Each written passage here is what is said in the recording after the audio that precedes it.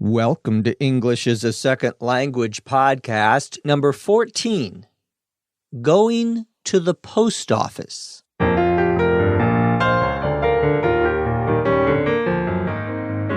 This is English as a Second Language podcast, episode 14. I'm your host, Dr. Jeff McQuillan, coming to you from the Center for Educational Development in beautiful Los Angeles, California. On this podcast, we're going to go to the post office. Let's get started.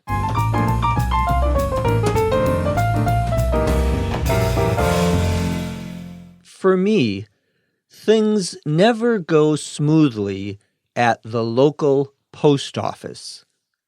I've learned that if you want to mail a letter, you'll have no problems. But if things get more complicated than that, well, watch out. Yesterday, I went there to mail a small package and pick up a book of stamps. I wait my turn in line, and when I get up to the window, the clerk says, "What can I do for you?" Well, I say, I need a book. No, make that a roll of stamps. And I need to send this package priority to San Francisco. You want insurance with that? He asked me. I don't know. What do you recommend? Well, he says, you can send it priority with tracking if you want to see when it gets there. You can send it insured if the contents are valuable, or you can do both. Okay, I'll take the insurance.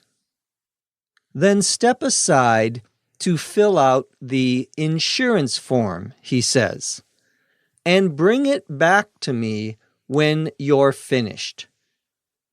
With that, I was waved aside to fill out my form.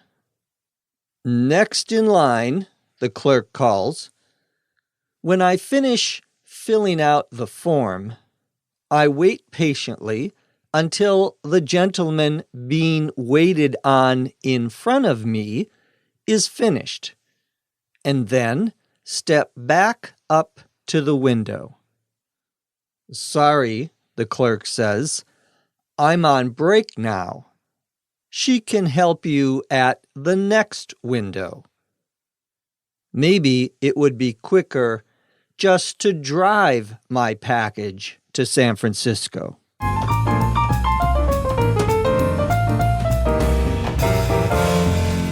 In talking about my trip to the post office, I said that things never go very smoothly. To go smoothly, S-M-O-O-T-H-L-Y, means to take place without problems. For example, if someone asks you, "How did your visit to the doctor go?" you could say, "Oh, it went smoothly," meaning I didn't have any problems. Everything was just fine. I said that if you want to mail a letter at my post office, you'll have no problems. To mail a letter means to send a letter. A letter is typically a piece of paper inside of an envelope. But if things get more complicated, I say, well, watch out. Watch out is an expression we use to mean be careful. What I'm saying here is that if you want to do something other than mail a letter, which is a very simple thing, then you might have problems. I continue the story by saying, yesterday I went there to mail a small package and to pick up a book of stamps. There are two terms we use in talking about stamps. One is a book of stamps, and the other is a roll, R-O-L-L, of stamps. A book of stamps is a small little book, although it's not really a book. Basically, it's a small package of about 20 stamps.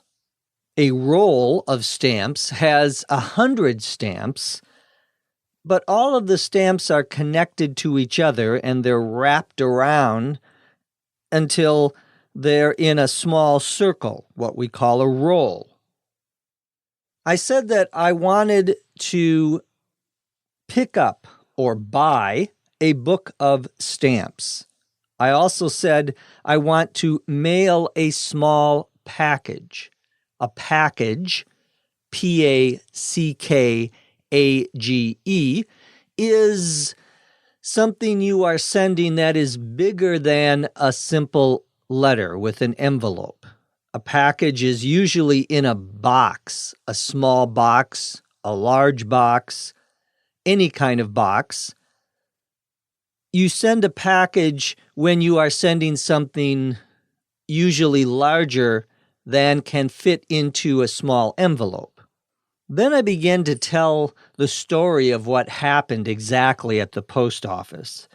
When we tell a story in English, we many times use something called the historical present, which is the present tense of the verb, even though you are talking about something in the past. Historical comes from history, something that has happened already. Even though I'm describing something that happened in the past, in this case, it was yesterday, I still use the present tense in telling the story. The idea is that it gives it a little more immediacy. It feels like it's happening right now. So in telling the story, I begin by saying, I wait my turn in line. To wait your turn in line means to wait for the person in front of you or the people in front of you to go first. If there's a line, you have to wait for the people in front of you who arrived before you did. I say I wait my turn in line, and when I get up to the window, the clerk says to me, "What can I do for you?" The window here is not a window on the side of a building or a house that you look outside through. A window here just means the place where the person working for the post office, the clerk, stands in order to help you. You go up to this person who's standing usually behind what we would call a counter. It's basically a large, narrow desk. You have one person on one side, the clerk, the employee of the post office, and you're on the other side doing what you are there to do, buying stamps or sending packages and so forth. So I walk up to the window, and the clerk asks me, "What can I do for you?" This is just a nice way of saying, "How can I help you?" I say, "I need a book." No, make that a roll of stamps. The expression "make that" means change what I just said. So when I say, "I need a book of stamps," no, make that a roll of stamps, I mean that I just made a mistake. I didn't mean to say a book of stamps.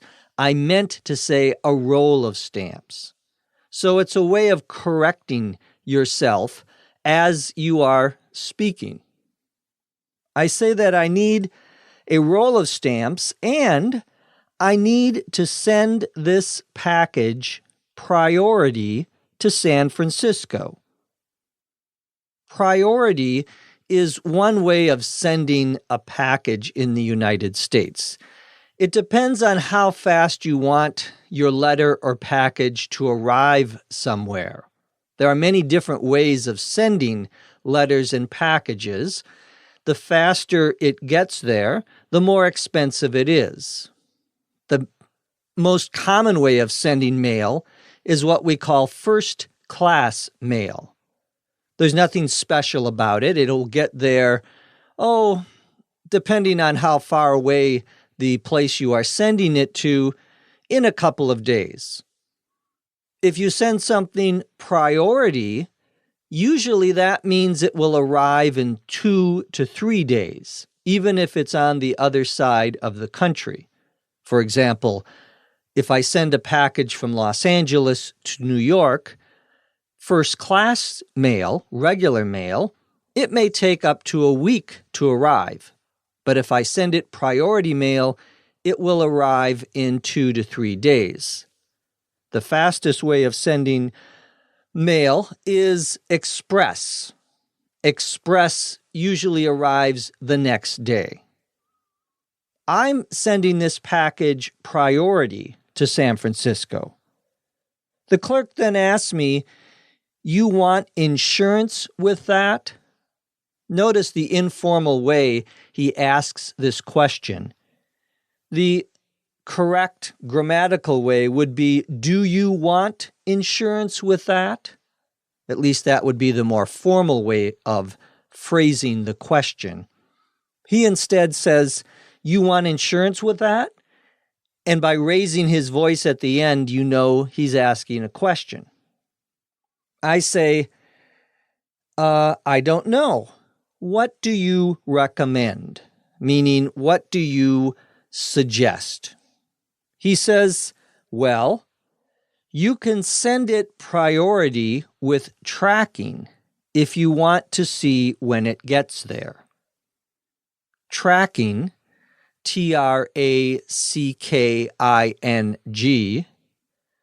means that you are given a special number and you can go online, you can go on to the internet and check to see when that package arrived. When the post office employee who delivers the package, we would call that person the postal carrier, he will enter the day and time that he delivered the package, and you will get that information on the internet, if you want it. I say we call the person who delivers the mail the postal carrier. We used to call it the postman, but people didn't like the word man because there were both men and women. And so they've changed the term to postal carrier, Carrier. So the clerk asks me if I want to send it priority with tracking or if I want to send it insured. To send a package insured, INSURED, means that you buy a special kind of insurance policy. So if something goes wrong, if the post office loses the package, you will get money back for your package. You only want to do that if the contents of your package are valuable. Contents refers to what is inside of the package, what you are actually sending. It could be a bottle, it could be a shoe, it could be a computer. Valuable means that it is worth a lot of money. I decide that I'll take the insurance, meaning I will buy the insurance. The clerk then says, step aside to fill out the insurance form. To step aside, ASIDE, is a two-word phrasal verb, meaning to move to one side of where you are standing right now so that someone else can walk up and be helped. We would use this expression in a situation like this where you have a line of people waiting to be helped by a clerk or an employee of some organization. So I step to one side, I move away from the window in order to fill out or complete the insurance form. The clerk says after I finish filling out the insurance form, I should bring it back up to him. To bring it back means to return it to him. The clerk then waves me aside. To wave, W-A-V-E, someone aside, is another two-word phrasal verb. It means to move your arm, move your hand back and forth to indicate to the person that you want them to step aside. It's not a very polite thing to do, typically, but it is not uncommon. I say that I'm waved aside, and then the clerk says, next in line. The clerk is asking for the next person to walk up to the window in order to be served, in order to be helped. Then I finish filling out the form, and I wait patiently until the gentleman, the adult man, being waited on in front of me is finished. To be waited on means that someone is helping you. So there is a person in front of me at the window who is being helped by the clerk. I'm waiting for this man to finish what he needs to do so that I can then be helped. When he finishes, I step back up to the window. That means I walk back up to talk to the clerk. The clerk says, however, sorry, meaning I'm sorry, I'm on break now. To be on break, B-R-E-A-K, means that you are not working anymore, that you are taking 15 or 20 minutes to relax. In most jobs, if you work more than 4 hours, you get a break. You get to stop work in the middle and relax a little. That's what the clerk is going to do. He says that the person next to him at the next window can help me. I end the story by saying, maybe it would be quicker, maybe it would be faster, just to drive my package to San Francisco. I'm saying that it's taking so long to mail my package, it would be quicker just to drive it from Los Angeles to San Francisco, which takes about 6 or 7 hours. I'm making a joke, of course. Now let's listen to the story, this time at a normal speed.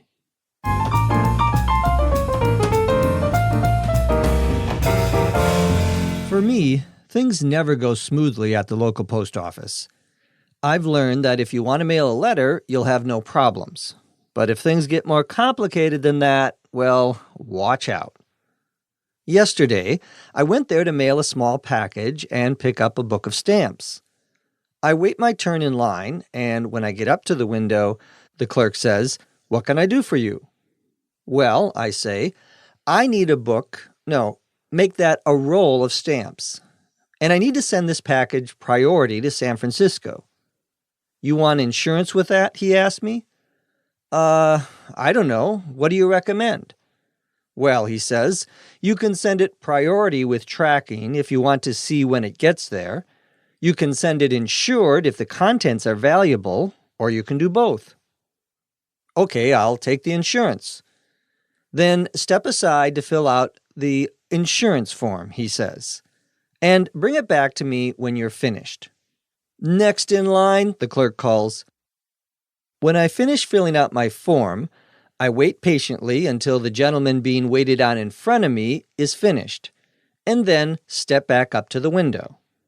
Sorry, the clerk says, I'm on break now. She can help you at the next window. Maybe it would be quicker just to drive my package to San Francisco.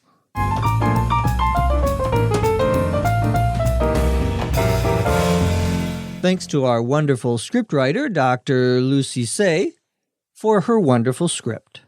From Los Angeles, California, I'm Jeff McQuillan. Thank you for listening.